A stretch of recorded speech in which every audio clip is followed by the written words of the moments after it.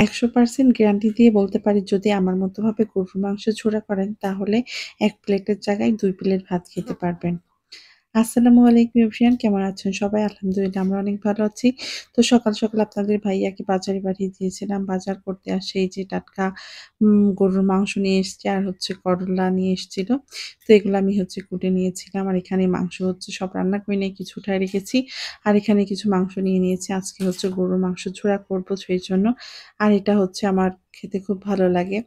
তো সেইজন্য আজকে ভাবলাম হচ্ছে মাংস রান্না করব না, একটু ঝোড়া করব। তো আমি প্রেসার কুকারে মাংসটাকে দিয়ে দিয়েছি। আর এখানে আমি একটু আদা রসুন বাটা দিব আর একটু হচ্ছে ঝালের গুঁড়া দিয়ে দিয়েছিলাম যাতে মাংসের ভিতরে হচ্ছে মসলা যায় সেদ্ধ করার সময়। আর কিছু ইউজ করি না, একটু লবণ দিয়েছিলাম। তারপরে যে পানি দিয়ে দিয়েছি। আর কয়েকটা লবঙ্গ, এলাচ আর হচ্ছে গোলমরিচ দিয়েছিলাম। এবার আমি এটাকে কয়েকটা সিটি দিয়ে নামিয়ে নিব। তো আমি মাংসটা সেদ্ধ করে নামিয়ে নিয়েছিলাম আর এইদিকে আমি হচ্ছে করলাটা ভাজি করে নিব। তো সেজন্য আমি হচ্ছে কড়াইতে তেল দিয়ে দিয়েছিলাম। পেঁয়াজ আর হচ্ছে ঝাল দিয়ে এবার করলাটাকে একটু ভেজে নিব। তারপর হচ্ছে আলু দিব। কেন জানি না আলু আর করলা না একসাথে দিলে পরে আমার কাছে মনে হয় আলুটা সেদ্ধ হয়ে যায়, করলাটা একটু শক্ত, শক্ত থেকে। সেজন্য আমি হচ্ছে আগে করলাটা দিয়ে একটু নাড়াচাড়া করে নিয়েছিলাম। তারপর হচ্ছে আলু দিয়েছি। এতে করে মনে হয় ২ টাই হচ্ছে প্রপার রান্না হয়। তারপর আমি এখানে একটু হলুদের গুঁড়া দিয়ে দিয়েছিলাম। দিয়ে নাড়াচাড়া করে নিচ্ছি। আর এই যে আমার তো সবচাইতে পছন্দের একটা ভাজি করলা দিয়ে আলু। তো আমার তো খুব আনন্দ লাগছিল যে অনেকদিন পরে খাইছি। তো যাই হোক এদিকে আমার এই যে মাংসটা সেদ্ধ করা হয়ে গিয়েছে। এবার আমি ঠান্ডা করে হাত দিয়ে মাংসগুলা একটু চিকায় নিব ঝোড়া করার জন্য। তো এখানে আমি ঠান্ডা করার জন্য একটা প্লেটে উঠায় নিয়েছিলাম। আর এদিকে আমার ভাজিটা প্রায় হয়ে এসছে। আর আমি মাংসটাকে হচ্ছে এবার একটা থালে রেখে ঠান্ডা করে নিয়েছি। তো এই যে আমার মাংসটাকে এভাবে ঠান্ডা করছিলাম। তারপর ঠান্ডা করার পরে আমি এটাকে হাত দিয়ে হচ্ছে ছোট, ছোট করে ছিঁড়ে নিয়েছিলাম। আর এদিকে মসলা দিয়ে দিয়েছি।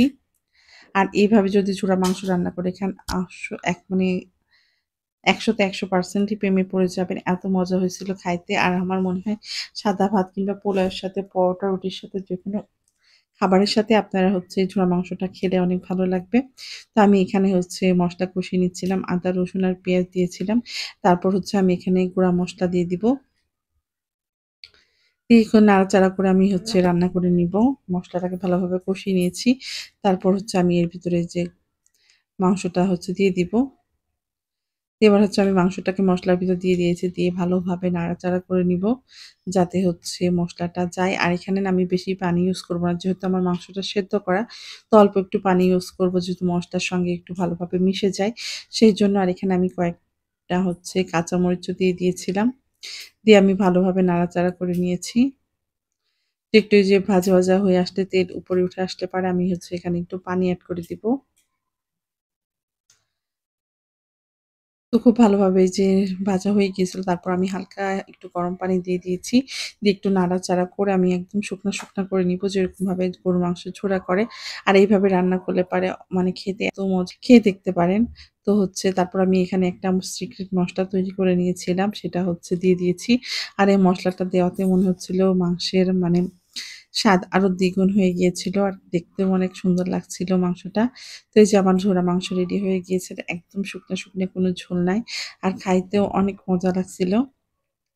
তো এই যে এবার আমি মাংসটাকে নামিয়ে নিয়েছি। আর আমি হচ্ছে আমার জন্য ভাত নিয়ে নিয়েছিলাম। গরম ভাতের সাথে ঝোড়া মাংস আর করলা ভাজির স্বাদ মানে বলে বোঝানোর মতো না, এত ভালো লাগছিল আমার খাইতে। তো এখানে আমি এই যে আগে উস্তা ভাজি দিয়ে খেয়ে নিচ্ছিলাম। তারপর হচ্ছে আমি এখানে একটু মাংস নিয়ে নিব। তো কার, কার এরকম হচ্ছে গরুর ঝোড়া মাংস খেতে পছন্দ করেন তো কমেন্ট করে জানাবেন। আর আমার আজকের ভিডিওটা কেমন হয়েছে অবশ্যই কমেন্ট করবেন। ভালো থাকবেন, সুস্থ থাকবেন। আজকে এই পর্যন্তই। আল্লাহ হাফেজ।